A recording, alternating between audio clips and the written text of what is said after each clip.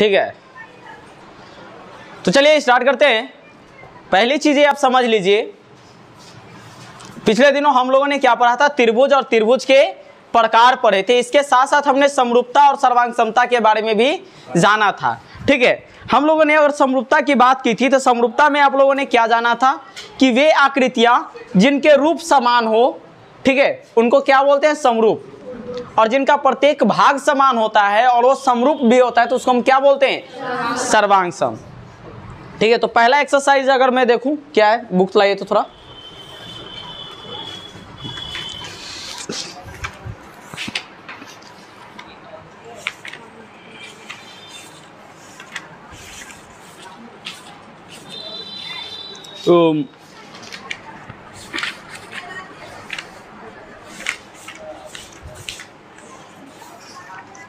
देखिए, आपका जो पहला एक्सरसाइज है ये आपको कह रहा है कि पता करें कि कौन सी आकृति क्या है, समरूप है और कौन सी आकृति समरूप है।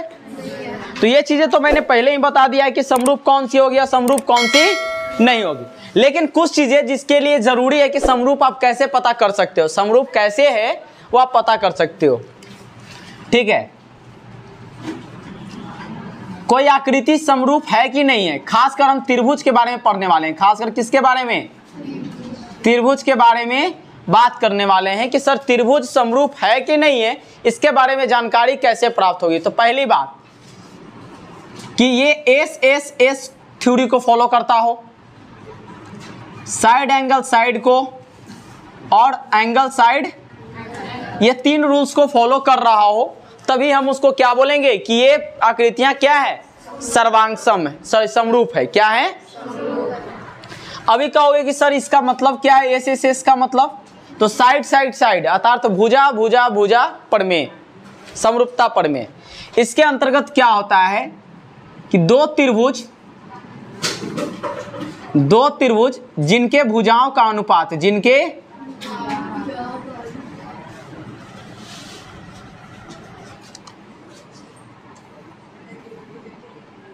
भुजाओं का, जिनके संगत भुजाओं का अनुपात समान हो,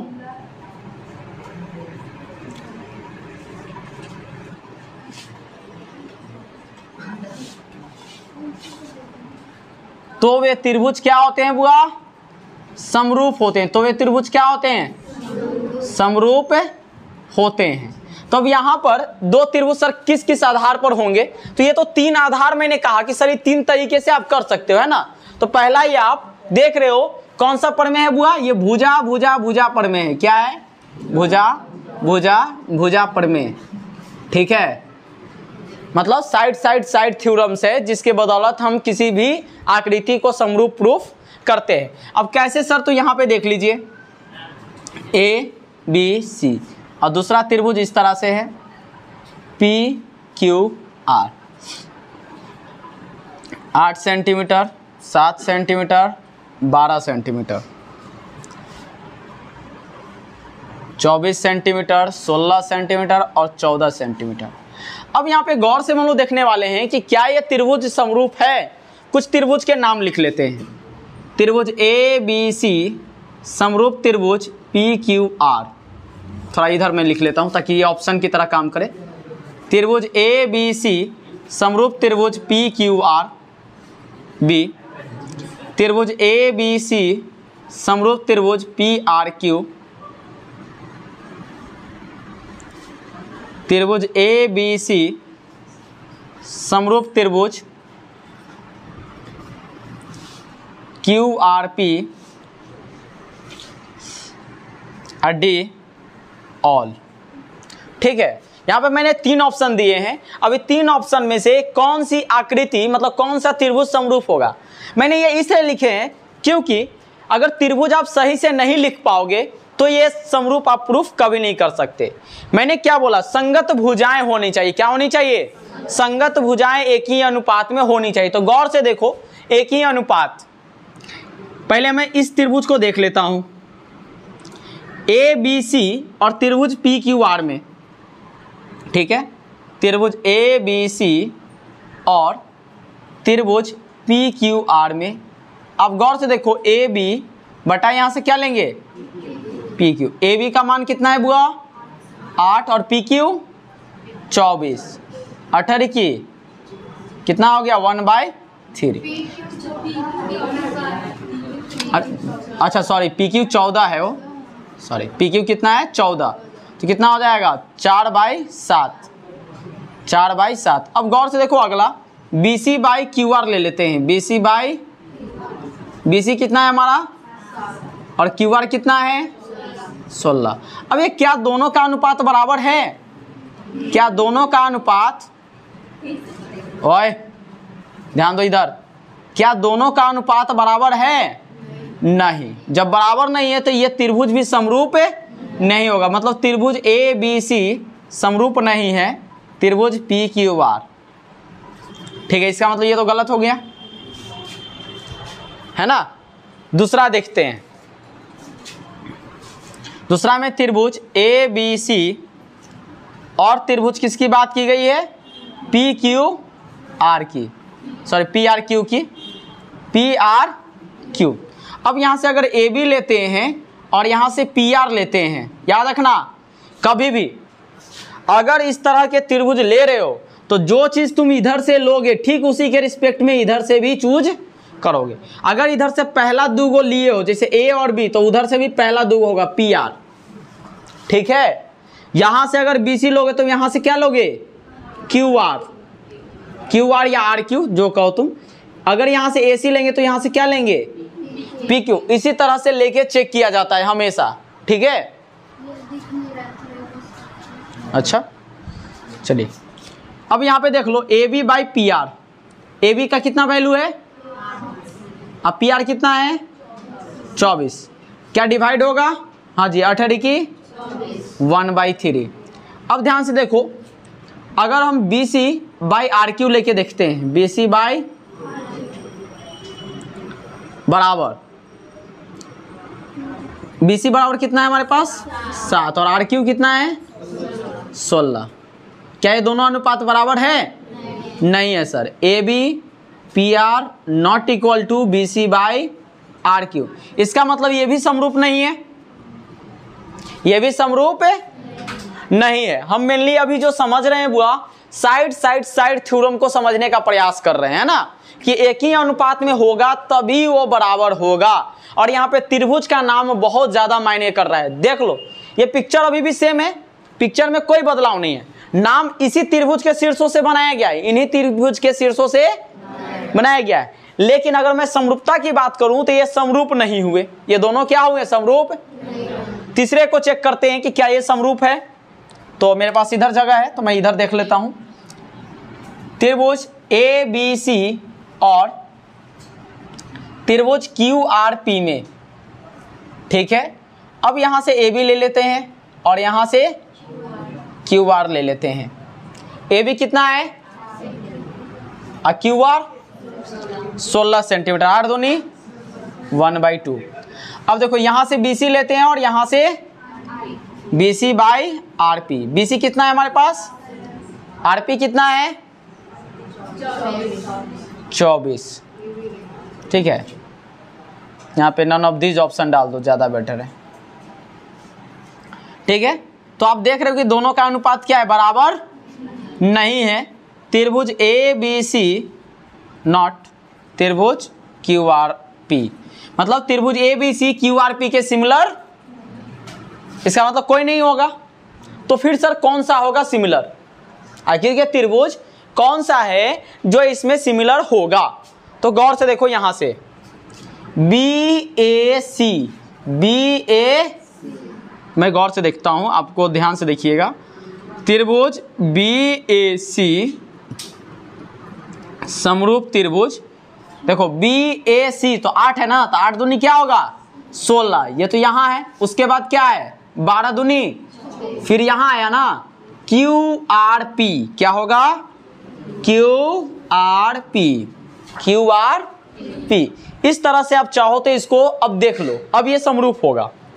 देखते हैं, इसको ऑप्शन नंबर ई लिख देते हैं।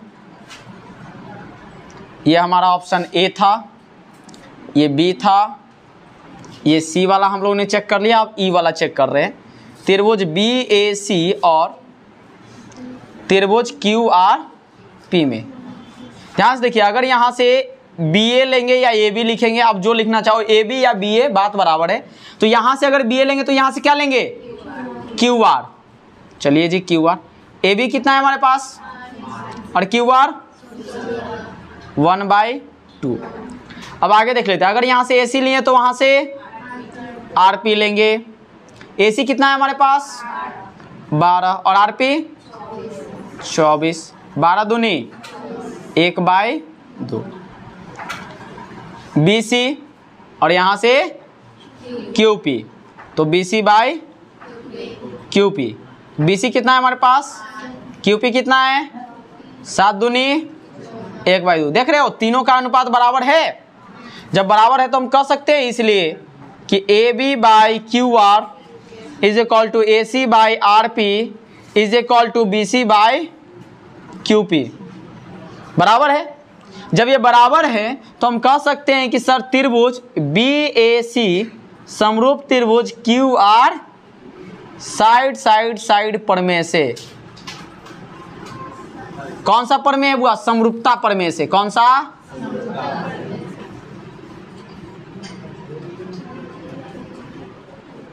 कोई दिक्कत?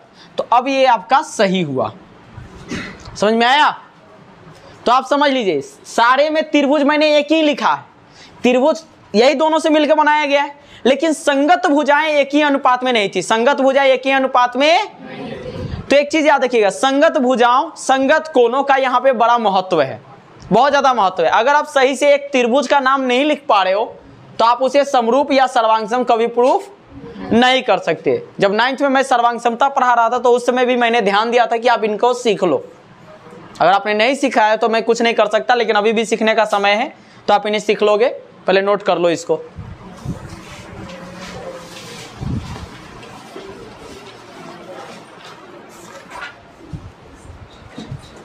क्या हुआ, सबको दिख रहा है ना जी साफ? ऐसा तो नहीं ना कि देखने में भी समस्या आ रही है भाई? कहाँ पे नहीं समझ में आया? अच्छा, ऑप्शन ई वाला। देखो, अगर तुमको कोई त्रिभुज को चूज करना हो ना कि वो समरूप ही बने और उसकी ये माप दे दी गई हो, ठीक है, तो मैं देखो अगर आप यहां से चलते हो कि ABC, तो 8 दूनी क्या होना चाहिए 16 और 7 दूनी, तो हमको क्या से जाना पड़ता है ABC, मतलब 8 के बाद आना चाहिए 7, 8 के बाद क्या आना चाहिए, तो ध्यान से देखो 8 दूनी 16, तो इसके बाद क्या आना चाहिए ये वाला ना। तो आपके जो त्रिभुज, मैं इसको भी मैं समझा दूंगा कि आखिर के कौन कौन से त्रिभुज समरूप हो सकते थे।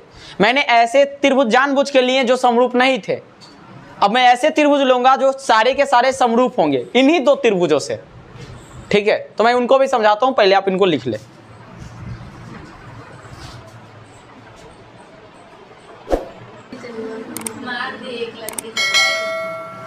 तो देखिए यहां पर अन्य प्रकार से सर किस किस प्रकार से त्रिभुज, कौन कौन से त्रिभुज हो सकते थे जो समरूप थे। आपने तो बता दिया 2 त्रिभुजों के समरूप नहीं थे, है ना। तो समरूप कौन कौन हो सकते थे और किस किस तरह से समरूप को लिखा जा सकता था। तो पहली चीज ये, आप चाहो तो ए से अगर स्टार्ट करते हो और ऐसे जाते हो, मैं ध्यान से देखो, अगर ऐसे जाते हो तो आप गौर से देखो, त्रिभुज AB समरूप होगा यदि त्रिभुज, ध्यान से देखो, पहले आया 8 के बाद आया है, इसका मतलब 8 और 7 का अनुपात आना चाहिए। पहले किसका अनुपात आना चाहिए 8 का, और फिर ठीक है, तो 8 दूनी 16, 8 के 24, जो भी होगा इससे रिलेटेड उसको ध्यान देना है। तो देखो यहां से ये बन रहा है रेशियो, ये ऐसे बन रहा है ना। क्या बन रहा है 8 दूनी 16, 7 दूनी 14 और तब 12 दूनी, है ना। तो इसका मतलब ABC, तो यहां से क्या होगा RQP, क्या होगा RQP। चलिए ये वो समझ में आ गया पहला, ये समरूप है सर। दूसरा देखते हैं, हेलो, दूसरा समझिए, दूसरा क्या हो सकता है। अगर हम B से चलते हैं, अगर हम इस B से चलते हैं, ठीक है, तो आप अगर नीचे की तरफ चलते हो तो 7, पहले क्या आया, फिर कौन आया 12। तो इसका मतलब है कि पहले इसके बाद हमको ये चाहिए, मतलब यहां से हमको चलना पड़ेगा Q से स्टार्ट होके, तब ना फिर इसके बाद ये आएगा। तो चलिए, त्रिभुज BCA समरूप त्रिभुज QPR समरूप होगा 3। तीसरा देखते हैं बुआ और कौन सा होगा, ध्यान से समझिएगा बुआ, क्योंकि पूरा के पूरा इस चैप्टर में अगर समरूप त्रिभुज का तुम पिक्चर नहीं बना पाया ना सही सही, या तुम ट्रायंगल अगर सही सही नहीं बना पाया, भले तुम्हारा प्रोसेस नीचे का सही हो, तुम नीचे सारा चीज सही बनाए हुए हो, अगर ये तुम्हारा सही नहीं होगा ना तो टीचर काट देगा, क्योंकि वो सीधा इसको देखेगा, हाँ जी AB बराबर RQ और नीचे तुमने लिखा है AB बराबर CQ, लो काट देगा डायरेक्ट। ऊपर अच्छा लिखो, नीचे कुछ भी लिखते चलो। नहीं, ऐसा थोड़े नहीं है, आपका नीचे भी सही होना चाहिए, लेकिन ऊपर वाला तो ये तो कम से कम सही होना ही चाहिए। त्रिभुज के नाम सही होंगे तब ना आप उसी के अनुसार आगे बनाए हो। मेन चीज है, अगर आप ऊपर से नीचे उतरे हो इसका मतलब सीढ़ी सही था तब ना उतरे हो, सही नहीं रहता तो तुम उतर नहीं पाता। ध्यान से उतरते, लेकिन मतलब कीजिएगा। अच्छा आ गिर जाते तो। चलिए ध्यान से देखते हैं। और अब देखो, अभी C से चल सकते हैं बुआ, C से चल सकते हैं। C से पहले आया क्या आया 12, 12 के बाद क्या आया 13, ठीक है। तो ठीक उसी तरह से, अरे 8 आया ना जी, 12, 12 के बाद क्या आया 8।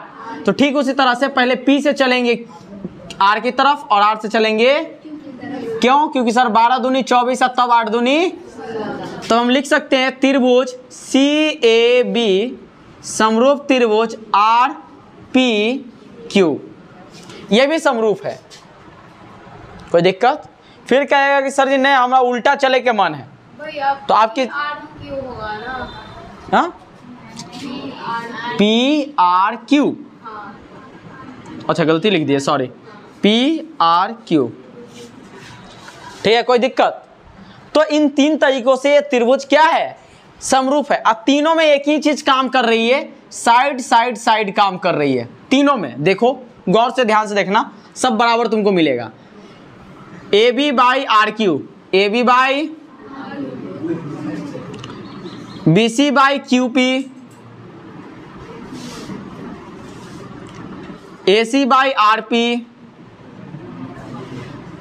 अब तुम किसी भी त्रिभुज में मिलाओ, ये 3 चीजें तुमको इसी प्रकार से मिलेंगी, अंतर नहीं मिलेगा। जैसे BC by QP, BC by QP, AC by PR, AC by AB by RP, ना sorry AB by QR, AB by, नीचे देखो CA by PR, CA by PR, AB by RQ, AB by RQ, ठीक है, BC by PQ, BC by. अब देख रहे हो तीनों में सारे रेशियो क्या है, हमेशा बराबर है, और तीनों के तीनों रेशियो कितना है 1/, कोई दिक्कत? इसलिए ये समरूप हो गए, कोई दिक्कत? ये चीजें समझ में आ रही हैं? त्रिभुज कैसे लिखे ये समझ में आ गया, ठीक है। आपको कभी भी लेना है, अगर आप समरूप प्रूफ करने जा रहे हो तो आपको लिखना पड़ेगा, क्या लिखना पड़ेगा कि सर त्रिभुज ABC, और आप पहले ही समरूप नहीं करोगे क्योंकि आपको समरूप सिद्ध करना है, दिखाना है ना, तो पहले आप लिखोगे और त्रिभुज RQP, त्रिभुज RQP। तो आप गौर से देखो, अगर यहां से AB लोगे तो यहां से क्या होगा, अगर यहां से AB लोगे तो यहां से क्या लोगे, ठीक है, ध्यान से देखो, यहां से AB तो यहां से बराबर, बराबर क्यों? क्योंकि ये चीज हम पहले ही निकाल चुके हैं ना, इसीलिए हम डिस्कस नहीं कर रहे हैं, उसको हम नहीं दिखा पा रहे हैं, ठीक है, उसको हम नहीं दिखा रहे क्योंकि वो चीज पहले ही हो चुका है ना। अब देखो, अगर यहां से BC लेते हैं तो वहां से क्या लेंगे, वहां से QP। अगर यहां से AC लेंगे तो AC लेंगे तो यहां से, कोई दिक्कत? ठीक इसी प्रकार से अगर ये समरूप हो जाता है, अगर ये समरूप हो जाता है तो अब ध्यान से देखो, एंगल A बराबर, अगर यहां से एंगल A बराबर है तो एंगल यहां से R बराबर है, और यहां से एंगल B होगा तो यहां से एंगल Q, और एंगल सी होगा तो एंगल बराबर हो जाता है by CPST, corresponding part of similar triangle, corresponding part of similar triangle, similar, ठीक है, कोई दिक्कत?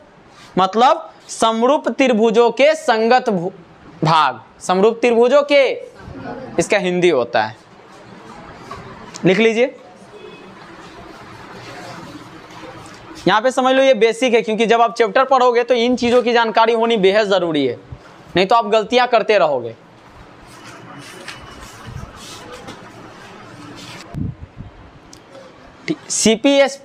CPST का फुल फॉर्म होता है बुआ, CPST मैं ऊपर लिख देता हूं, CPST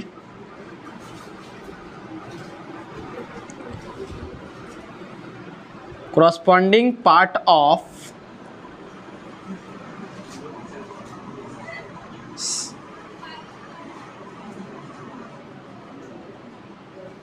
similar triangle,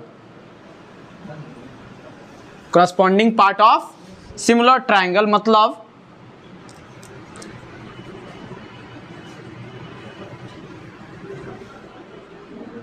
समरूप त्रिभुजों के संगत भाग,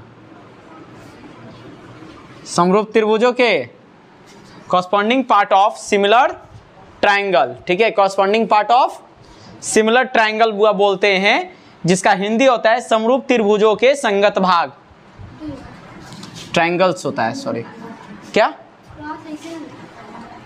कॉरस्पॉन्डिंग, CORRES, ठीक है, कॉरेस्पॉन्डिंग लिखाता है जनरली, क्या लिखाता है, कॉरेस्पॉन्डिंग।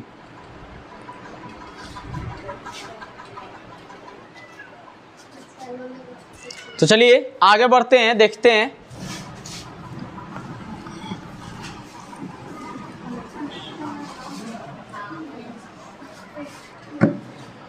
ठीक है, तो अभी अभी आप लोगों ने देखा समरूप जो सिद्ध करने का जो तरीका है, पहला तरीका था साइड साइड साइड, मतलब दो त्रिभुज है और उनके तीनों जो है संगत भुजाएं क्या हो, एक ही अनुपात में हो, उनकी संगत भुजाएं क्या हो, एक ही अनुपात में हो, तो क्या होंगे वो भुजा भुजा भुजा समरूपता प्रमेय से क्या हो जाएगी, वो समरूप हो जाएगी। दूसरा है एंगल एंगल एंगल, ठीक है, कौन कौन कौन समरूपता, कौन कौन कौन समरूपता से। अब इसके अंदर क्या है सर, अगर दो त्रिभुज है और उनके तीनों संगत कोण, तीनों संगत कोण अगर बराबर हो जाए तो हम उसे क्या कहेंगे, समरूप कहेंगे। दो त्रिभुजों के संगत कोण बराबर हो तो, संगत कोण बराबर हो तो वे त्रिभुज समरूप होते हैं, समरूप होते हैं। तो देखिए कैसे, हम एक त्रिभुज ले लेते हैं ABC, हम एक और अन्य त्रिभुज ले लेते हैं PQR,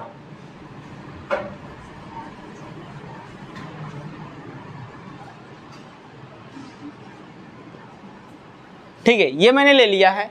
अब ये त्रिभुज एक दूसरे के समरूप है कि नहीं है, अब ये त्रिभुज एक दूसरे के समरूप है कि नहीं है,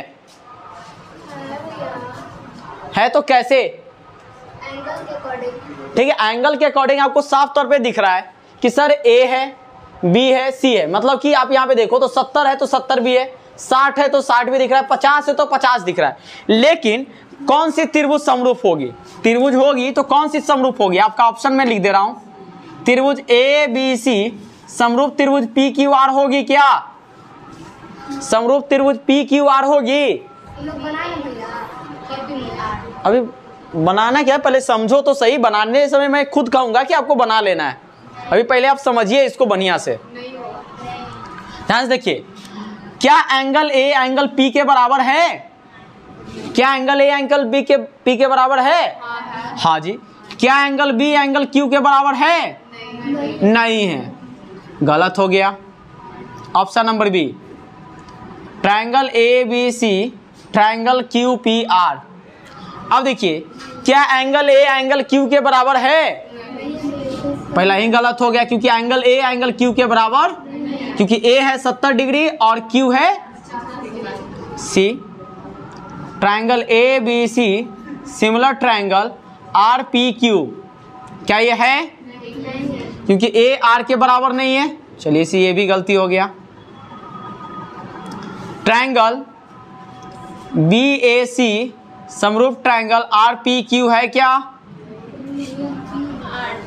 ध्यान से देखिए, एंगल बी एंगल आर के बराबर है जी। एंगल बी 60 डिग्री तो एंगल आर बिल्कुल सही है सर।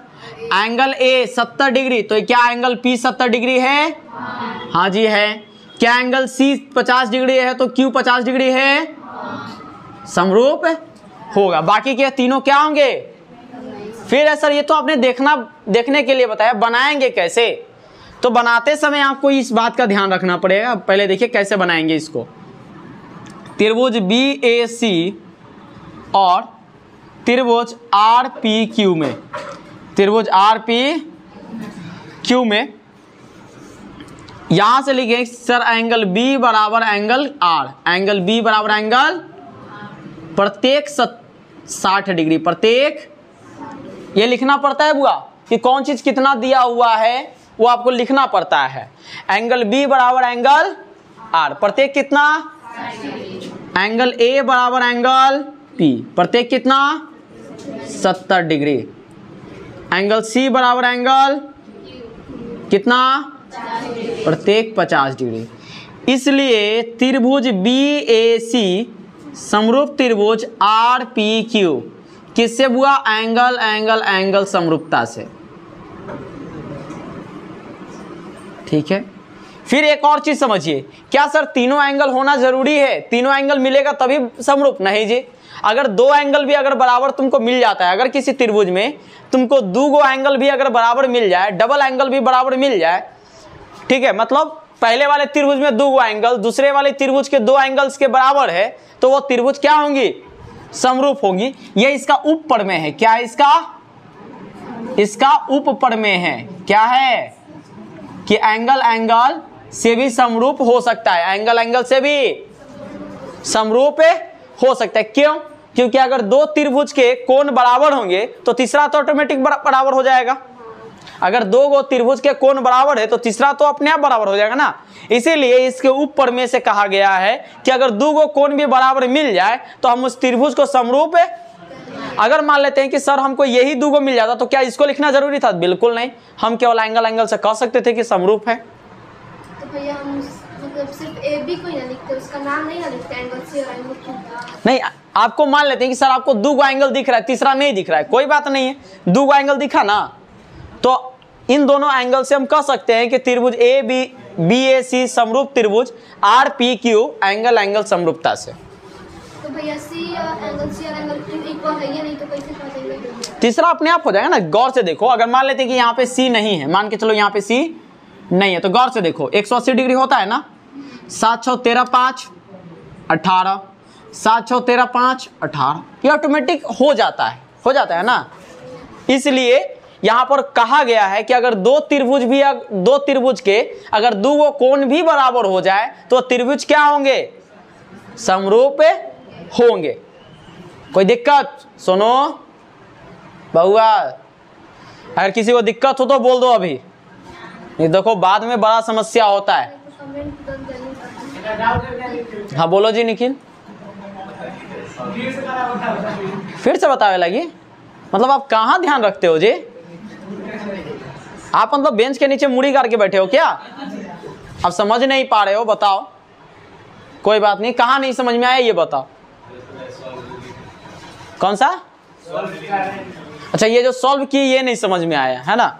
तो देखो ट्रायंगल बी ए सी और triangle R P Q, R P, अगर यहां से एंगल बी लेंगे एंगल, तो यहां से एंगल आर, ठीक है। तो एंगल बी कितना है हमारे पास? 60 डिग्री। तो एंगल आर कितना है? तो लिखेंगे प्रत्येक 60 डिग्री है, प्रत्येक।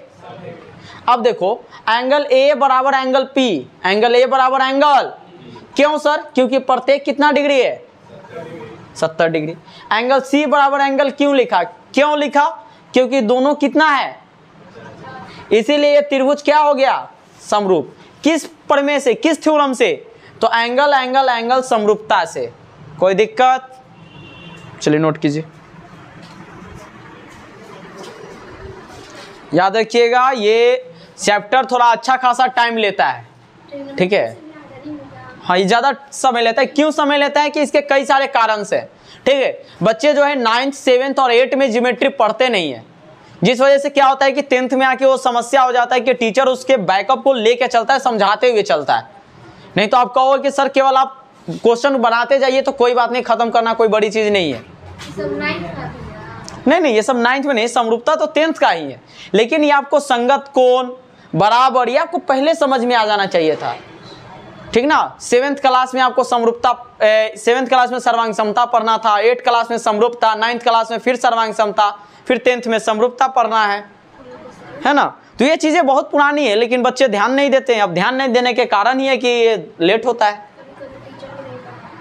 हाँ, बहुत सारे टीचर्स का भी कारण होता है, ज्योमेट्री छोड़ देता है लोग, ऐसा मानता है कि भाई बच्चा तो ब्रिलियंट पैदा होके आया है ना? लेकिन ये गलत है, ऐसा होना नहीं चाहिए था, लेकिन फिर भी क्या किया जा सकता है। चलिए लेकिन जल्दी नोट कीजिए इसको।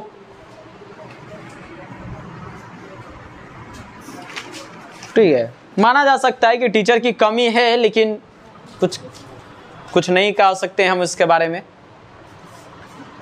बहुत सारे लोग हैं जो ट्यूशन में ज्योमेट्री तो ऐसी ही पार कर देता है ना हो। हाँ, क्या करोगे, सबके साथ समस्या है, लेकिन फिर भी अब जो है मेरे को तो टोटल समझाना पड़ेगा ना, आगे से पीछे तक। आपको कम से कम इतनी तो हमें बतानी पड़ेगी कि आपको ज्योमेट्री का कुछ बेसिक हो जाए। हो गया जी? ओहो, चलिए ठीक है, आज इतना ही रहने देते हैं। आप लोग अपने बुक से कोशिश कीजिएगा प्रैक्टिस करने की, ठीक है? बाकी के क्वेश्चंस में अगले क्लास से 2 और थ्योरम से, इसके बाद थेल्स थ्योरम वगैरह की डिस्कस भी कर दी जाएगी। ये जरूरी है कि थ्योरम्स आपको पता होने चाहिए, क्योंकि एग्जाम में 5 मार्क्स के आते हैं, ठीक ना? तो थ्योरम्स में, और हाँ याद रखिए कोई भी हमारी क्लास को मिस नहीं करेगा, कर दिए तो कई सारी चीज़ों का लॉस हो जाएगा, खासकर थ्योरम्स में, क्योंकि ये 5 नंबर के एग्जाम में आते हैं, है ना? तो चलिए ठीक है, आज के लिए इतना ही। भाई के जो हमें देख पा रहे हैं ऑनलाइन, अभी तक इंडी तक पहुँच गए हैं वीडियो के, तो थैंक यू। हमारी वीडियो को अगर अच्छा लगा हो तो लाइक करें, शेयर करें, और नए हो तो सब्सक्राइब ज़रूर करें। धन्यवाद, आपका दिन शुभ हो।